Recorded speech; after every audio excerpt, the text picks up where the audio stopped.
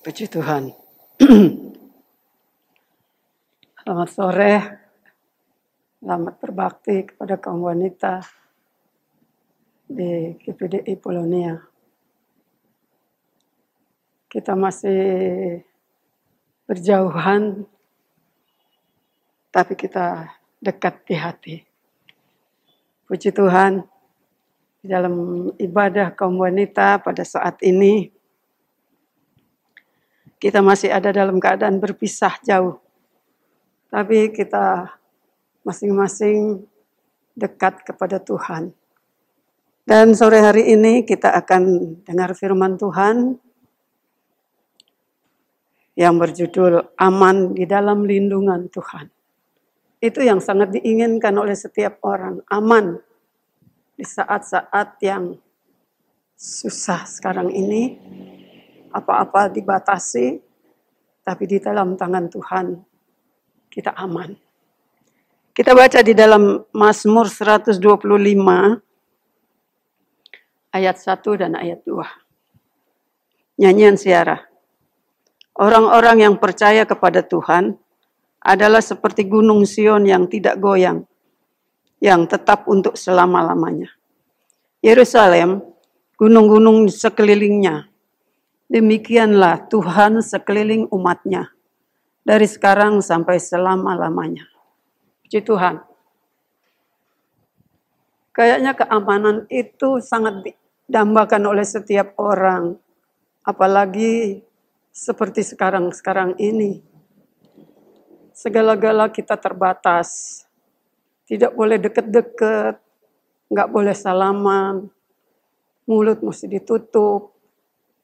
Karena ada musuh di sekitar kita. Jadi rasanya nggak aman. Tapi puji Tuhan, firman Tuhan berkata, aman di dalam lindungan Tuhan.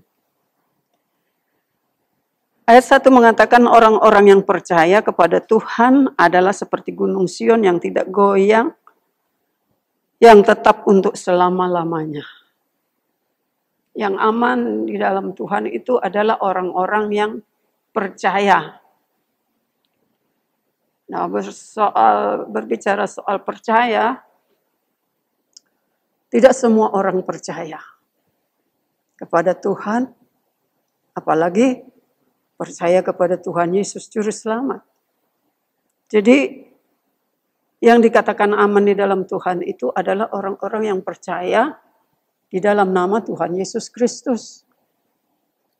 Nah, saudara, di dalam keadaan seperti ini, di mana orang semua mendambakan keamanan, tapi firman Tuhan adalah jaminan di dalam kehidupan orang-orang yang percaya.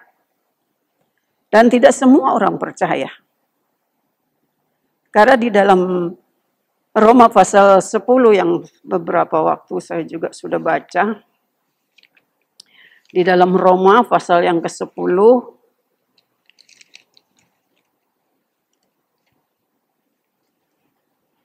ayat yang ke-16 dan ayat 17. Tetapi tidak semua orang yang menerima kabar baik itu. Yesaya sendiri berkata, Tuhan, siapakah yang percaya kepada pemberitaan kami? Jadi, tidak semua orang percaya kepada pemberitaan. Pemberitaan Injil, pemberitaan kabar keselamatan. Tidak semua orang percaya. Sedangkan jaminan dari Tuhan adalah untuk orang-orang yang percaya. Dan di dalam ayat 17 dari Roma pasal 10 mengatakan, jadi iman tumbuh dari pendengaran dan pendengaran oleh firman Kristus. Itu yang baru dikatakan orang percaya. Itulah yang dikatakan di dalam perlindungan Tuhan. Nah, bagi orang yang percaya, itu ada jaminan. Tapi orang yang tidak percaya itu di luar dari pelindungan Tuhan. Jadi saudara, sedangkan dinubuatkan oleh Yesaya dikatakan tadi, siapa yang mau mendengar pemberitaan? Siapa yang mau percaya? Nah, kalau kita sudah percaya, itu adalah anugerah Tuhan di dalam kehidupan kita. Seperti yang tertulis dikatakan di dalam Mazmur pasal yang 26. Di dalam Mazmur pasal 26, berilah keadilan kepadaku ya Tuhan, sebab aku telah hidup dalam ketulusan. Kepada Tuhan aku percaya dengan tidak ragu-ragu. Nah, ini kata pemazmur. Kepada Tuhan aku percaya dengan tidak ragu-ragu. Jadi percaya itu juga harus pasti kepercayaan kita. Tidak boleh ragu-ragu. Tidak boleh bimbang. Karena di ayat lain mengatakan orang yang bimbang itu seperti gelombang laut yang tidak henti dan tidak bisa mendapat pertolongan dari Tuhan. Jadi saudara, kalau kita percaya, kita dapat perlindungan dari Tuhan, kata Mazmur 125 tadi. Orang-orang yang percaya ada di dalam perlindungan. Seperti, tadi dikatakan seperti gunung. Orang-orang yang percaya kepada Tuhan adalah seperti gunung Sion yang tidak goyang. Dan tetap untuk selama-lamanya. Tetap. Seperti gunung Sion yang tidak goyang. Keperlindungan Tuhan bagi orang yang percaya. Jadi saudara, di mana orang ingin dilindungi dari segala hal yang terjadi sekarang ini, adalah perlindungan Tuhan yang kuat. Tuhan yang jadi perlindungan. Dikatakan perlindungan Tuhan seperti gunung Sion yang tidak goyang. Tidak berubah. Perlindungan Tuhan itu tetap bagi orang yang percaya. Nah, oleh sebab itu saudara, biarlah meskipun kita tidak saling ketemu, iman kita harus kuat, kasih kita kepada Tuhan harus teguh, kepercayaan kita kepada Tuhan pun jangan sampai goyang, jangan sampai bimbang, jangan sampai kita ragu-ragu. Seperti pemazmur katakan, aku percaya kepada Tuhan, dikatakan tadi, dengan tidak ragu-ragu. Karena bisa aja suasana, gangguan-gangguan, atau keadaan-keadaan yang susah, yang kita belum melihat akan pertolongan Tuhan, itu bisa benar enggak kita percaya kepada Tuhan. Bisa ragu. Tapi kalau kita teguh, berpegang teguh kepada firman Tuhan, dan kita tetap yakin, sekalipun Tuhan kita tidak lihat dengan mata jasmani kita ini, tapi kita bisa rasakan kasih-Nya itu bekerja di dalam hati kita, dan kepercayaan kita jangan sampai diganggu oleh keadaan situasi dunia ini, sehingga kita jadi ragu-ragu. Tapi biarlah kita tahu perjanjian Tuhan itu bagi orang yang percaya tidak ragu-ragu. Percaya dengan sungguh-sungguh. Dia akan menerima janji-janji firman Allah. Seperti yang dikatakan di dalam Mazmur 125 ini. Orang-orang yang percaya kepada Tuhan adalah seperti gunung Sion yang tidak goyang. Perlindungan Tuhan itu tidak goyang. Tetap untuk selama-lamanya. Jadi keyakinan itu, kepercayaan kita kepada Tuhan itu jangan sampai goyang, jangan sampai ragu, jangan sampai bimbang. Jangan karena situasi yang keadaan yang sangat susah, lalu iman kita juga jadi goyang, bimbang. Karena takut ini dan itu, lalu kita berpikir benar enggak sama Tuhan? Benar enggak kita percaya sama Tuhan? Seringkali hal-hal itu mengganggu kepercayaan kita kepada Tuhan. Tapi biarlah kita yakin akan perjanjian Tuhan bahwa orang-orang yang percaya itu Tuhan menjadi perlindungan di dalam kehidupan kita. Nah saudara, kita tidak usah takut dan bimbang karena Tuhan itu yang berjanji adalah Tuhan yang kekal, tidak berubah. Janjinya itu untuk kita yang tidak ragu-ragu. Sebab kenapa saudara? Kalau kita lihat di dalam firman Tuhan ada juga orang yang ragu.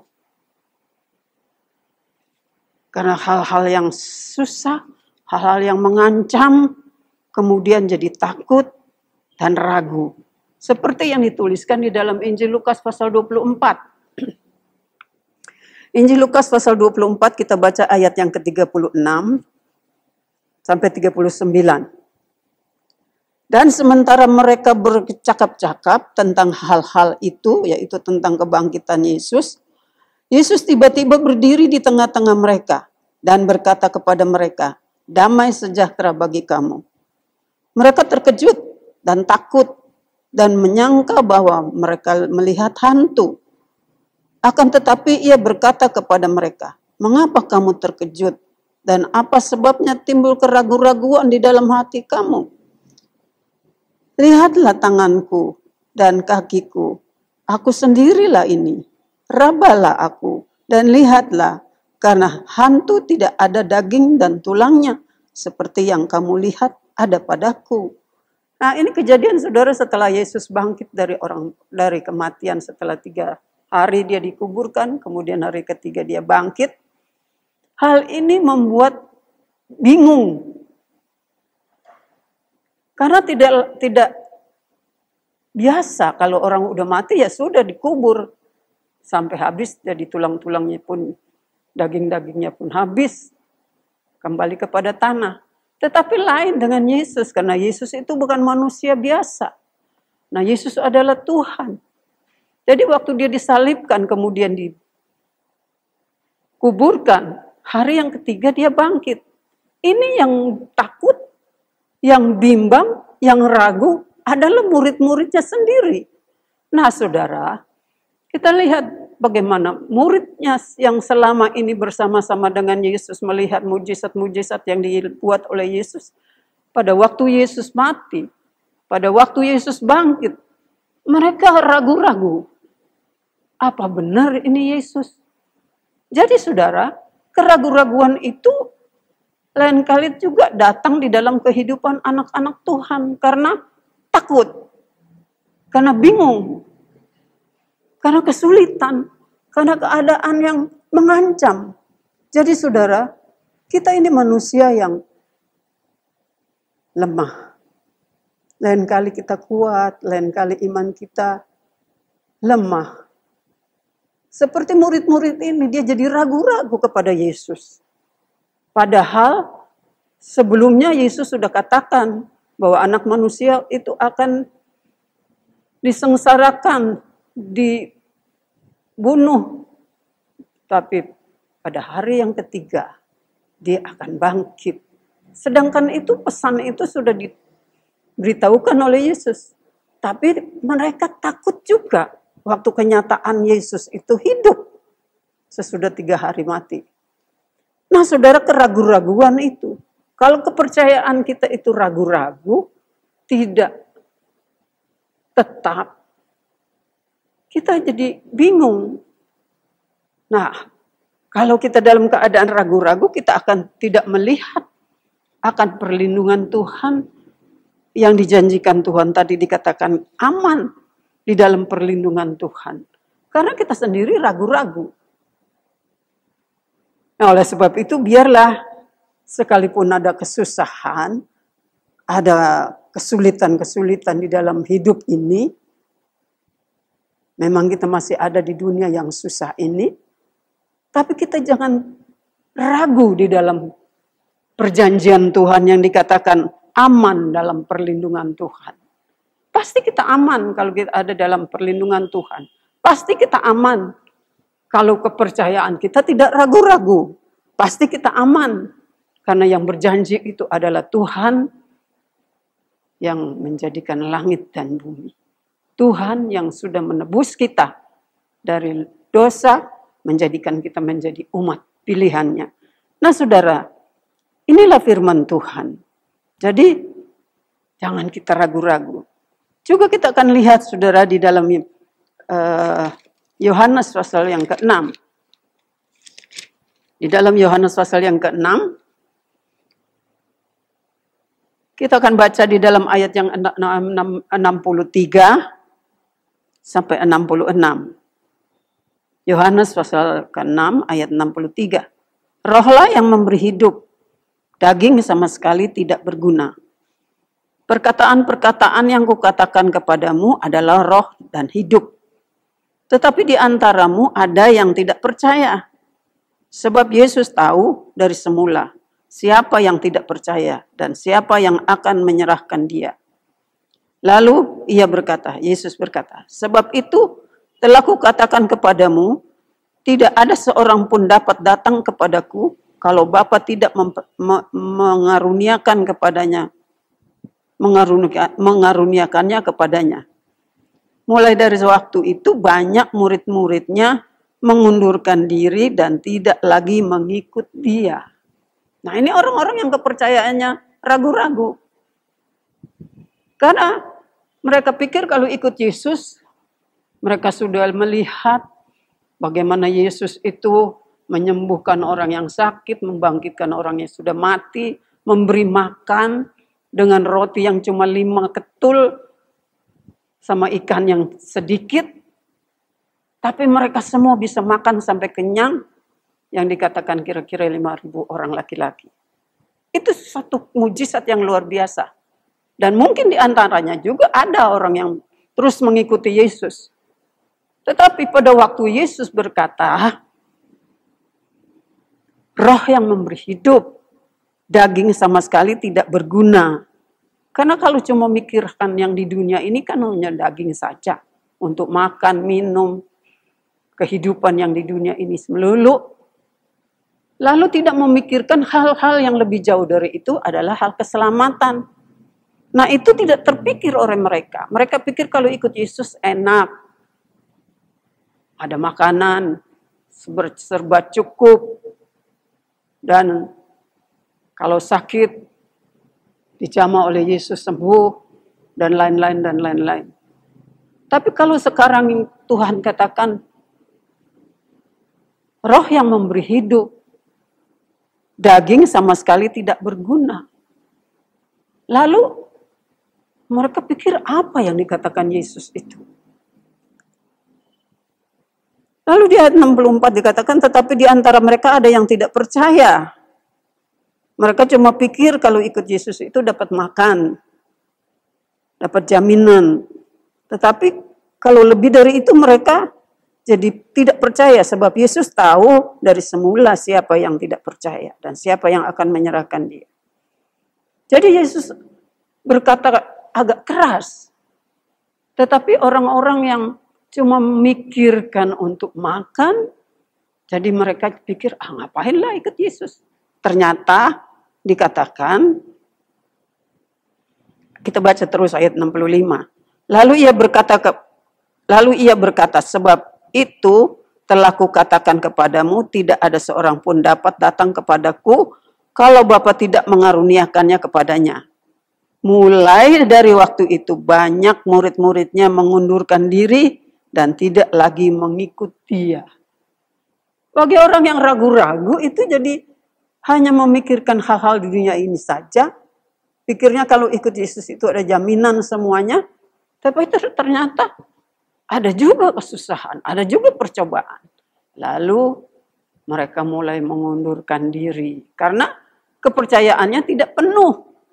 Kesungguh-sungguhannya itu tidak sungguh-sungguh. Dan bimbang kalau ada kesusahan. Nah kita kan sekarang hidup dalam keadaan yang serba susah. Ada yang bekerja di PHK, oh ini susah, mau itu susah, segalanya terbatas. Mungkin dengan keadaan kesusahan, kesulitan di dunia ini mulai bimbang, mulai ragu. Apa benar kita ini ada dalam perlindungan Tuhan apa enggak? Nah oleh sebab itu saudara, percaya kita jangan sampai ragu-ragu kata pemasmur. Dengan tidak ragu-ragu. Biar kepercayaan kita juga tidak ragu-ragu. Sekalipun ada kesusahan, jangan sampai kita ragu atau tidak percaya lagi kepada Tuhan. Karena bila mana kita tidak percaya kepada Tuhan, kita tidak ada dalam perlindungannya. Karena dikatakan di dalam Mazmur 125 ayat 1, orang-orang yang percaya dalam Tuhan adalah seperti gunung Sion yang tidak goyah. yang tetap untuk selama-lamanya. Pertolongan Tuhan itu tetap untuk selama-lamanya, tidak goyang. Bagi orang yang percaya. Lalu sekarang kita maju lagi di dalam ayat yang kedua dari Mazmur 125 ini. Ayat yang kedua berkata, Yerusalem, gunung-gunung sekelilingnya. Demikianlah Tuhan sekeliling umatnya. Dari sekarang sampai selama-lamanya. Ini jaminan, saudara. Kalau kita mau aman di dalam perlindungan Tuhan, kita harus percaya. Karena dikatakan, Yerusalem dikelilingi oleh gunung-gunung. Demikianlah Tuhan sekeliling umatnya. Dari sekarang sampai selama-lamanya. Dari sekarang sampai selama-lamanya.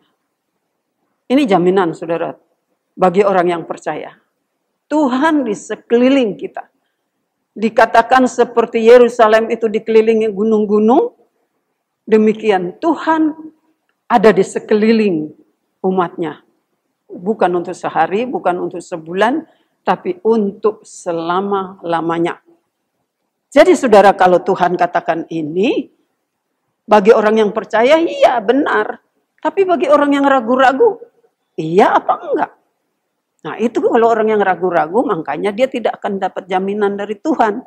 Tapi bagi orang yang percaya, meskipun sulit, meskipun dalam keadaan percobaan, meskipun ada dalam kekurangan, tetapi janji Tuhan itu tetap.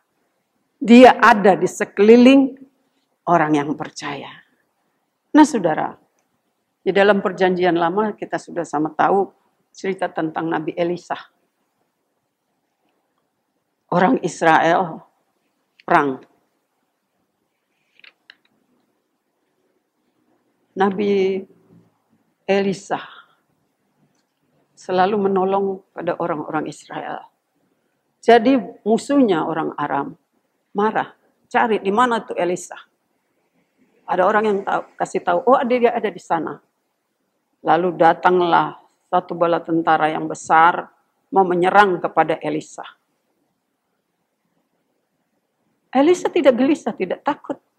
Dia tahu siapa dia dan dia tahu kepada siapa dia percaya. Jadi dia tenang-tenang saja. Tapi bujangnya Gehazi. Pada waktu pagi-pagi dia bangun, dia buka pintu, wah dia lihat, waduh banyak betul tentara Aram mengitari tempat kediamannya Elisa. Nah, pembantunya menjadi takut. Dia bilang, Tuhan, kita dikepung. Coba kalau kita baca, saudara, di dalam 2 Raja-Raja pasal yang ke-6. 2 Raja-Raja pasal yang ke-6, kita baca saja ayat yang ke-14. Ayat yang ke-14 sampai yang ke-17.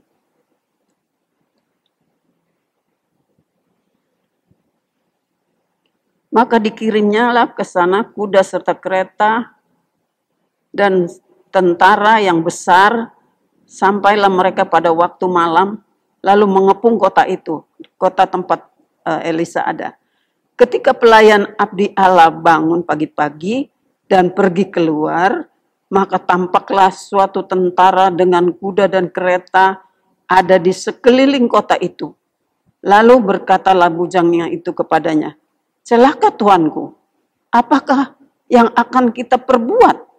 Jawab Elisa, jangan takut, sebab lebih banyak yang menyertai kita daripada yang menyertai mereka. Pada waktu itu, Elisa berkata, jangan takut. Ini hambanya belum lihat. Lalu berdoalah Elisa, ya Tuhan, bukakanlah kiranya mata supaya ia melihat. Maka Tuhan membuka mata bujang itu, sehingga ia melihat tampaklah gunung itu penuh dengan kuda dan kereta berapi sekeliling Elisa. Jadi saudara, Elisa tenang saja sebab dia tahu kepada siapa dia percaya. Tapi ini bujangnya tidak tahu. Dia takut.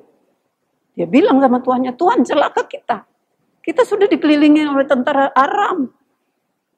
Tapi Elisa berdoa, maka dibukalah mata bujangnya itu, lalu dia lihat, oh benar, sekeliling gunung itu ada tentara, ada kuda berapi mengelilingi tempat kediaman Elisa. Benar kata Tuhan, seperti Yerusalem dikelilingi gunung-gunung, demikianlah Tuhan mengelilingi umatnya. Elisa tidak sendiri. Dia dikelilingi oleh tentara dari sorga, kuda berapi. Nah saudara, kalau kata Tuhan dia mengelilingi umatnya, di mana kita berada, Tuhan ada beserta dengan kita. Kalau kita tetap percaya, supaya kita jangan ragu-ragu. Percayaan kita tidak bimbang. Benar kata firman Tuhan. Ini yang sudah dialami oleh Nabi Elisa. Bagaimana ancaman-ancaman dari tentara Aram tidak berarti apa-apa bagi Elisa. Sebab yang menyertai dia, yang menyertai Elisa itu lebih banyak daripada tentara orang Aram. Jadi saudara, benar kata firman Tuhan. Tuhan mengelilingi umatnya yang percaya kepadanya. Lalu kita lihat lagi di Mazmur. Mazmur 34. Mazmur 34 ayat yang ke-8. Mazmur 34 ayat 8. Malaikat Tuhan berkemah di sekeliling orang-orang yang takut akan dia, lalu meluputkan mereka. Nah ini Tuhan katakan saudara. Kalau kata-kata firman Tuhan ini benar bahwa malaikat-malaikat Tuhan itu mengelilingi umatnya, kenapa kita takut? Kalau kita percaya tidak menjadi bimbang. Dikatakan di dalam Mazmur 34 ayat 8, malaikat Tuhan itu berkemah.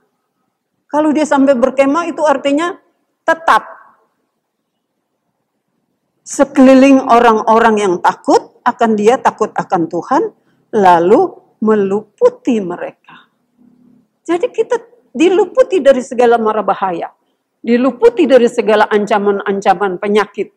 Diluputi dari segala hal-hal yang mau membinasakan orang-orang yang percaya kepada Tuhan. Tuhan mengelilingi kita untuk selama-lamanya. Dari sekarang sampai selama-lamanya. Itu janji Tuhan, saudara. Kita aman di dalam lindungan Tuhan. Jadi saudara, bagi kita segala sesuatu boleh jadi, tetapi kita tetap percaya kepada Tuhan, percaya akan janji Tuhan, percaya bahwa Tuhan itu sama.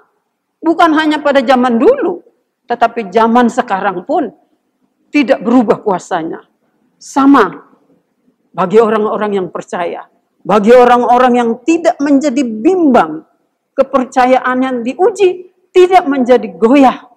Kepercayaan kita tetap percaya bahwa Tuhan itu adalah Tuhan serwa sekalian alam. Tuhan yang dahulu, Tuhan yang sekarang sama. Asal percaya kita tidak ragu. Percaya kita tidak menjadi goyang. Percaya kita tetap tidak menjadi ragu. Sungguh heran kuasa Tuhan. Janji Tuhan kepada orang-orang yang percaya. Saudara, kita kenal Ayub. Ayub seorang saleh.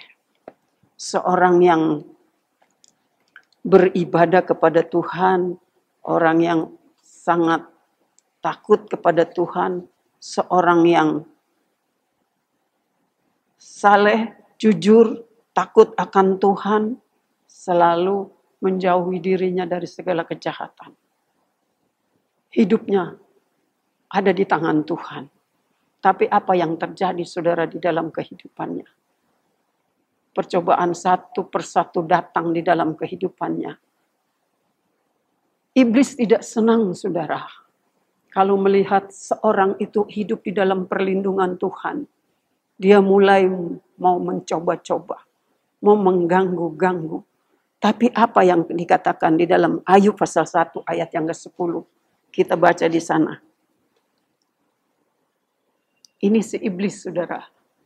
Kenapa si Ayub boleh tenang kehidupannya, selalu hidupnya saleh, selalu beribadah kepada Tuhan, selalu takut kepada Tuhan. Iblis bilang, bukankah engkau yang memagari keliling dia, rumahnya, serta segala yang dimilikinya? Apa yang dikerjakannya telah kau berkati, dan apa yang dimilikinya makin bertambah di negeri itu. Ini perkataannya iblis, saudara. Kalau melihat seorang yang dilindungi Tuhan, dia mulai cari-cari celah untuk menjatuhkan, untuk menggoda, sehingga Ayub habis semua hartanya. Binatang-binatang peliharaannya habis, sampai anak-anaknya 10 mati. Itu diuji mati-matian, saudara.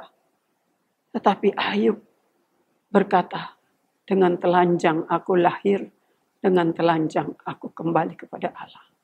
Jadi dia tidak berdosa, saudara. Diuji begitu rupa, tapi dia tetap percaya. Dan pada akhirnya, kalau cerita panjangnya banyak, tapi cerita singkatnya, pada akhirnya Ayub diberkati 2 kali ganda.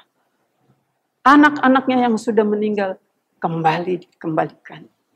Sehingga nama-namanya mereka itu terkenal.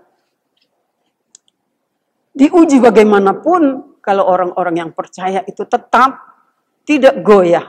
Perlindungan Tuhan itu tetap dari sekarang sampai selama-lamanya. Sebab seperti Yerusalem dikelilingi gunung-gunung, demikianlah Tuhan di sekeliling umatnya. Mulai dari sekarang ini sampai selama-lamanya.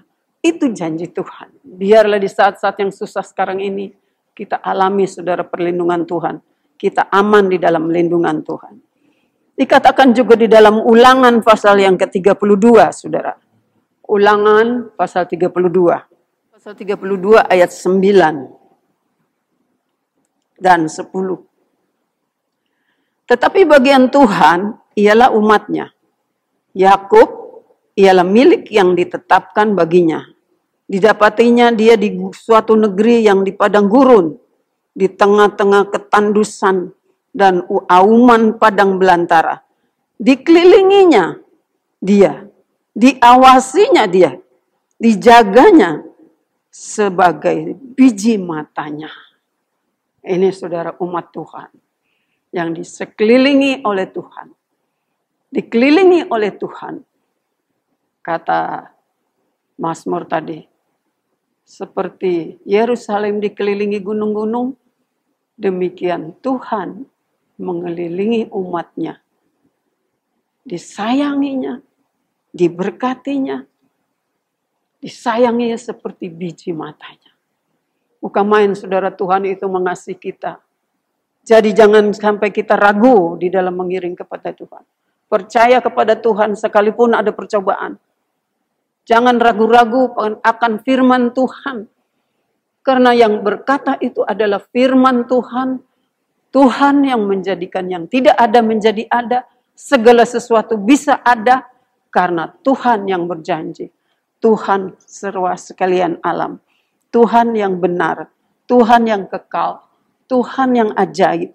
Tuhan yang telah mengangkat kita dari lumpur dosa dan menyelamatkan hidup kita. Satu ayat lagi. Mazmur 48.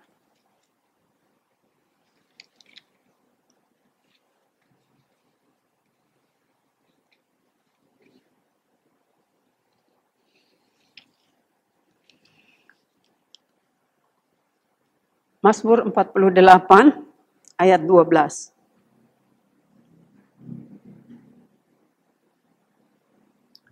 Biarlah gunung Sion bersukacita.